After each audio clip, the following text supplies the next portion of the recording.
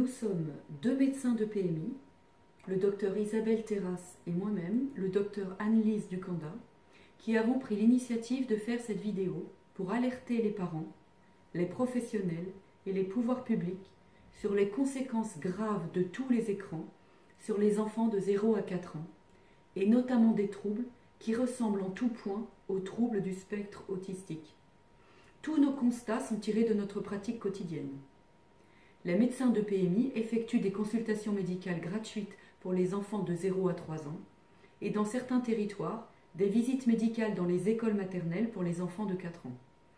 Mais ces 5 dernières années, les enseignants nous demandent de voir de plus en plus d'enfants qui présentent des retards de développement, des troubles du comportement et des troubles du spectre autistique. Des enfants dans leur bulle, indifférents au monde qui les entoure, qui souvent ne réagissent pas à leur prénom, ce que l'enfant devrait faire à 9 mois, qui ne jouent pas avec les autres, qui ne s'assoient pas avec les autres, qui ne parlent pas ou qui parlent en écholalie. L'enfant répète mot pour mot une question qu'on lui pose. Des enfants qui ne comprennent pas une consigne toute simple. Des enfants inhibés qui ne bougent pas, ou au contraire très agités. Ils s'enfuient, jettent tout par terre. Des enfants intolérants à la frustration. Si on leur dit non, ils hurlent, se roulent par terre. Parfois agressifs. Ils mordent, tapent, griffent. Des enfants qui ont des gestes inadaptés. Ils battent des ailes avec leurs mains, regardent fixement une lumière, une vitre, jouent toujours avec le même jouet. C'est ce qu'on appelle des stéréotypies. Or, la triade, troubles de la communication, troubles des relations sociales et stéréotypies sont la définition de ce qu'on appelle troubles du spectre autistique ou troubles envahissants du développement. Sur 500 enfants d'une même classe d'âge dans ma ville, les écoles me signalent tous les ans environ 25 enfants qui ont ce tableau, soit 1 sur 20. Je reçois chaque enfant en consultation, avec ses 2 parents si possible, pendant 1 heure, au cours de laquelle j'observe l'enfant et je lui fais passer des tests simples. Est-ce qu'il joue en salle d'attente? Est-ce qu'il réagit à son prénom quand je l'appelle? Est-ce que j'arrive à croiser son regard quand je lui parle? Peut-il répondre à une consigne simple, comme « donne le jouet à papa » ? Peut-il répondre au test du langage ERTL4, calibré pour les enfants de 4 ans? Ce sont 2 enfants qui se préparent pour aller à l'école et nous posons des questions simples. Certains enfants ne regardent même pas la feuille. Je pose les questions. Que fait la petite fille? L'enfant répond. Que fait la petite fille? Ça, c'est de l'écholalie. Ou bien, à qui sont les chaussures bleues? L'enfant répond. D'accord, donc à côté. Après avoir éliminé une surdité, j'essaie de comprendre. J'interroge en détail les parents sur les habitudes de vie de l'enfant. Entre 0 et 3 ans, comment occupait-il ses journées? Comment était-il gardé? Et maintenant, que fait-il en dehors des heures d'école? Je pose de façon très précise la question des écrans. Est-ce une habitude à la maison de laisser la télé allumée en permanence? Si oui, depuis que l'enfant est né? L'enfant la regarde-t-il ou joue-t-il à côté sans la regarder? Ou les deux? L'enfant aime-t-il aller sur le téléphone de maman, jouer sur la tablette de papa? A-t-il sa propre tablette à lui? Pour regarder des dessins animés, faire des jeux éducatifs? Va-t-il sur d'autres écrans, comme l'ordinateur, la DS, les jeux vidéo du grand frère? Je note le nombre d'heures totales passées par jour devant chaque écran. En semaine, le week-end, avant ses 3 ans, maintenant. Et je les additionne dans un tableau. Le constat est sans appel. Les enfants de 3-4 ans en grande difficulté que nous signalent les écoles sont quasiment tous exposés massivement aux écrans, de 6 heures à 12 heures par jour. Ils n'ont pas ou peu de jeux d'imitation, et s'ils en ont, ils les délaissent de toute façon au profit des écrans. Ceci, parfois même en l'absence de toute problématique sociale ou de toute problématique familiale. Mais les écrans ne sont pas des jouets comme les autres. Rappelons comment se développe le cerveau du petit enfant. Le cerveau du petit enfant ne peut se développer que s'il manipule les jouets avec ses mains, qu'il les goûte avec sa bouche et explore son environnement réel. Par exemple avec ses cubes, il essaie d'encastrer les cubes les uns après les autres. Un cube tombe. Il recommence en adaptant son geste. Ou bien, Il manipule cette balle, se rend compte qu'elle est ronde, que quand il appuie dessus, elle se déforme, qu'elle a cette taille, qu'elle a des trous dedans. Quand il lance la balle, elle roule jusqu'au mur. Son cerveau analyse les effets de ses gestes sur les objets réels et c'est une des conditions pour que le cerveau établisse des connexions cérébrales et se développe. Le cerveau du petit enfant ne peut pas se développer sans le toucher. La succession de flashs lumineux et sonores très rapides des écrans capte l'attention involontaire de l'enfant qui a du mal à s'en détacher et à faire autre chose. Il peut rester des heures fixé devant l'écran, ce qui entrave l'exploration de son environnement réel par le toucher, mais isole aussi l'enfant de toute relation humaine indispensable à la communication et au langage. En effet, l'enfant ne peut développer le langage que si une personne s'adresse à lui, le regarde, lui dit « tu » et lui parle de ce qu'il est en train de faire.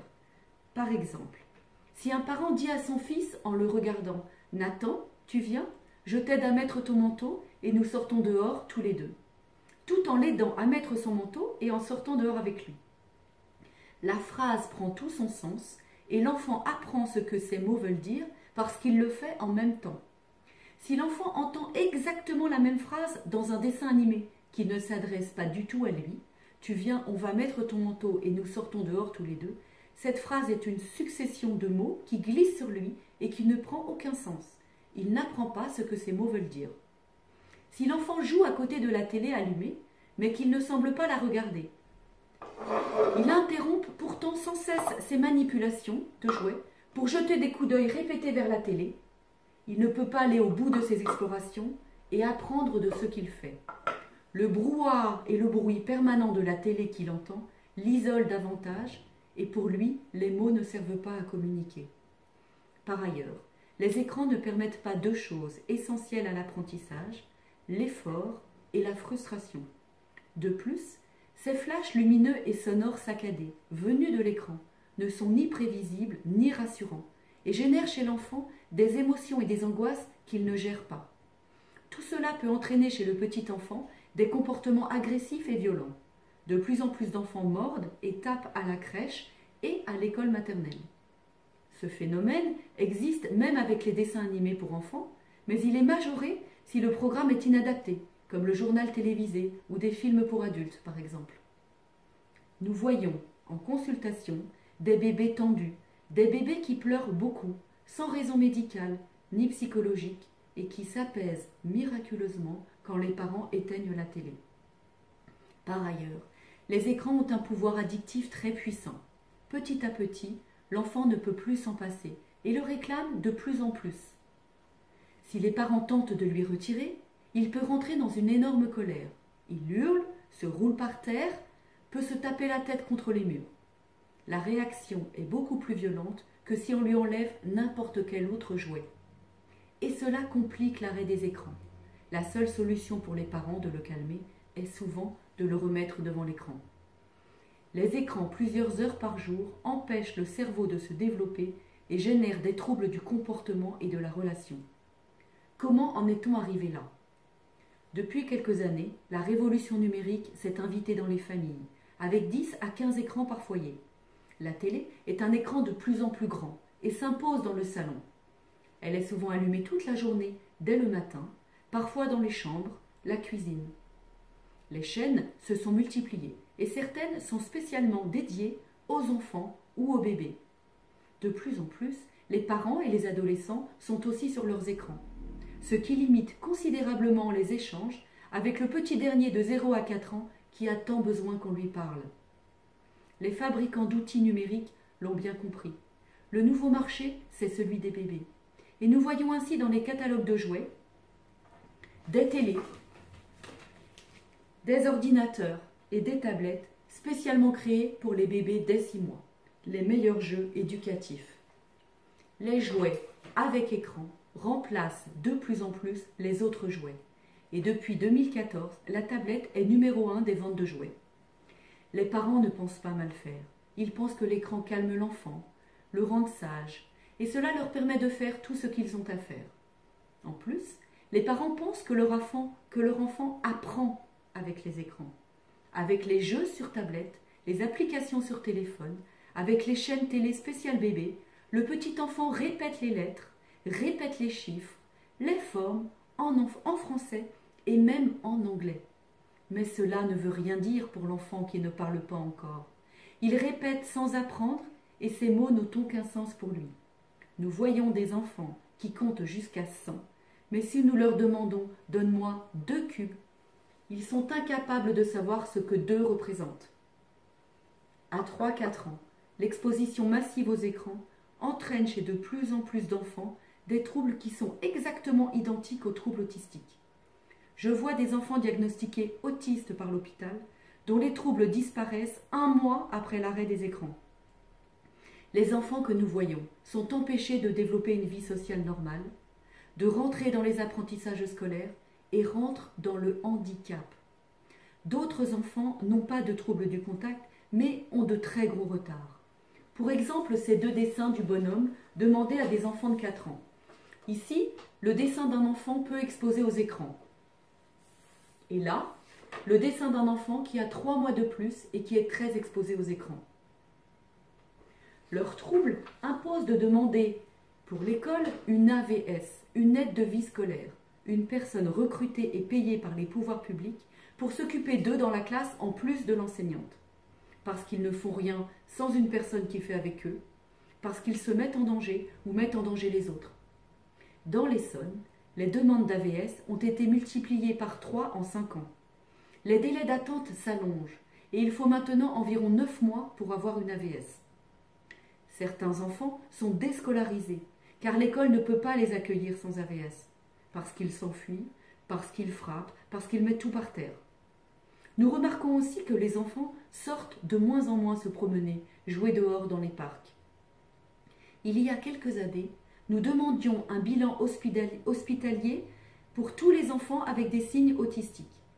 Désormais, nous explorons avant tout la piste des écrans, car quasiment tous les enfants en retrait autistique que nous voyons sont exposés de façon massive aux écrans, 6 heures à 12 heures par jour, parfois depuis leur naissance, avec la télé allumée au salon. Notre première prescription, notre première recommandation, c'est de demander aux parents s'ils peuvent limiter les écrans pour l'enfant à 1 heure par jour maximum, tout écran confondu. C'est souvent très difficile, parce que les parents ont envie de regarder la télé et sont de plus en plus sur leurs écrans, parce que l'enfant aussi. Et le caractère addictif des écrans provoque de grandes crises quand on les arrête. Cette crise peut durer plusieurs jours, plusieurs week-ends, avant que l'enfant s'apaise, se calme, se mette à jouer comme il n'a jamais joué avant. Et son développement cérébral peut alors reprendre normalement. Ce sont toutes les habitudes familiales qu'il faut changer, y associer les grands frères et les grandes sœurs, les grands-parents parfois, et les crises de l'enfant qu'il faut supporter 3 à 5 jours, 2 à 3 week-ends. Ce n'est pas toujours possible, et certaines situations nécessitent d'apporter un soutien aux parents, une aide éducative, qui peut prendre plusieurs formes. TISF, technicienne d'insertion sociale et familiale, dispositif de réussite éducative, aide éducative à domicile ou autre. Un CESAD, service d'éducation spéciale et de soins à domicile, est très utile pour apporter stimulation ludique et pédagogique à l'enfant. Mais il y a 1, voire 2 ans d'attente. Quand les parents parviennent à limiter les écrans à 1 heure par jour, seuls ou avec une aide, les troubles et les signes autistiques disparaissent miraculeusement ou diminuent très fortement. En 1 mois, les progrès sont spectaculaires, surtout si on y associe des jeux d'imitation, une ferme avec des animaux, une maison avec des personnages, une dinette, un garage, des poupées. Nous conseillons aux parents de jouer avec leur enfant au moins au début. Ce qui est très important aussi, c'est de parler presque tout le temps à l'enfant, de verbaliser ce qu'il fait, ce qu'on fait avec lui. J'enlève ton pull, donne-moi ton pied pour mettre ta chaussure. Tu as bien mangé aujourd'hui, on va partir se promener, etc. Nous conseillons également la suppression des jouets parlants qui récitent les chiffres et les lettres de l'alphabet, en français et en anglais, ce qui ne prend aucun sens pour l'enfant et l'éloigne du langage. Les progrès sont alors fulgurants. Les comportements agressifs et violents, s'il n'y a pas d'autre cause que les écrans, cesse en quelques jours. Les enfants sont apaisés. Bien sûr, certaines situations nécessitent un bilan hospitalier, une prise en charge psychologique, parfois d'autres soins. Mais pas toutes, et en tout cas plus en première intention à chaque fois. Devant chaque enfant en grande difficulté, il faut poser avant tout de façon très détaillée la question des écrans. Si un mois après l'arrêt des écrans, l'enfant n'a fait aucun progrès, il faut demander un bilan hospitalier. Pour un rendez-vous à l'hôpital, les parents doivent attendre 12 mois et 6 mois de plus pour faire le bilan, laissant la famille dans le désarroi le plus total avec un enfant qui va mal. Pour une aide psychologique, au CMP ou au CMPP, il faut attendre entre 9 et 12 mois, 2 ans pour l'orthophoniste, sachant que dans la plupart des situations, c'est surtout d'une aide éducative dont les parents ont besoin. Pour limiter les écrans, accompagner les parents à accompagner leurs enfants vers des jeux adaptés. Nous voyons des parents dépassés, qui ne savent pas s'y prendre et qui sont demandeurs d'aide. C'est pourquoi nous préconisons la création d'écoles de parents. En attendant, pour les parents qui regarderaient cette vidéo, éteignez la télé le plus souvent possible si votre bébé, votre petit de moins de 4 ans est dans le salon, qu'il la regarde ou qu'il joue à côté sans la regarder. Le matin avant l'école, n'allumez pas la télé, sinon votre enfant adoptera en classe la même posture passive qu'il a devant l'écran de télévision. Ne donnez pas votre téléphone à votre enfant, et pour cela, mettez un code dessus. Ne lui offrez pas de tablette pour Noël ou pour son anniversaire avant 6 ans au moins. Cela ne lui apporterait absolument rien, si ce n'est des crises quand vous voudrez lui retirer. Lisez-lui des livres, donnez-lui des jeux de manipulation, des jeux d'imitation, la ferme, la dinette. Sortez vous promener avec lui. Autorisez-vous à lui dire non dès le plus jeune âge. Il va se calmer au bout de quelques minutes et ne vous aimera pas moins. Laissez-le se débrouiller. Encouragez-le quand il n'y arrive pas, mais ne faites pas à sa place. Vous l'aiderez à grandir. Parlez-lui de tout ce que vous faites et de ce qu'il fait lui, et de préférence dans votre langue maternelle. Avec votre langue maternelle, ce sont des échanges affectifs beaucoup plus riches que vous lui transmettrez. Et quand il aura appris et structuré votre langue maternelle, il pourra alors plus vite apprendre le français à l'école. L'augmentation exponentielle des troubles du spectre autistique touche tous les pays riches et uniquement les pays riches. Est-ce parce que les pays les plus pauvres n'ont pas encore été envahis par le numérique et les écrans? Nous posons la question, car nous remarquons que beaucoup de nos petits patients progressent miraculeusement au retour d'un séjour en Afrique de plusieurs semaines. Il s'agit là du plus grand défi de santé publique concernant des enfants dans les pays développés, coûtant des milliers d'euros à la société. Bilan hospitalier de 5 jours, multiples examens comme des IRM cérébrales ou des tests génétiques, MDPH, AVS, aide éducative, CMP ou CMPP, CESAD, orthophonie, établissement spécialisé, allocation d'enfants handicapés. Et pour chaque famille concernée, c'est chaque fois un drame humain et familial au coût inestimable. Ce phénomène touche de plus en plus de frères et sœurs. Est-ce parce qu'ils grandissent tous avec les mêmes écrans?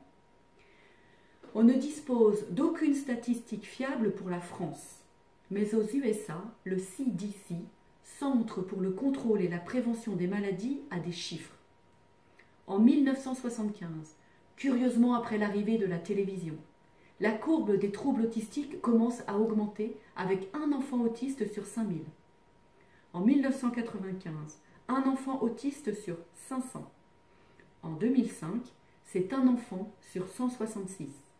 Et dernier chiffre, en 2014, c'est un enfant autiste sur 68. Une augmentation de 600% en 20 ans. En 2016, dans ma ville, c'est un enfant sur 20 qui a des troubles de la relation. On l'a bien compris, c'est tout l'avenir de notre société qui est en jeu. Nous invitons des journalistes de la presse écrite ou de l'audiovisuel à venir étudier et filmer, avec l'accord des parents bien sûr, nos petits patients avec des troubles du spectre autistique, puis leur transformation un mois après l'arrêt des écrans. Nous invitons des chercheurs à entreprendre des études sérieuses sur le lien entre exposition massive aux écrans et troubles du spectre autistique. Mais notre pratique quotidienne va tous les jours dans ce sens. De nombreux parents sont déjà d'accord pour témoigner. C'est une course contre la montre pour des milliers d'enfants actuellement concernés et pour ceux qui vont être concernés dans les années à venir.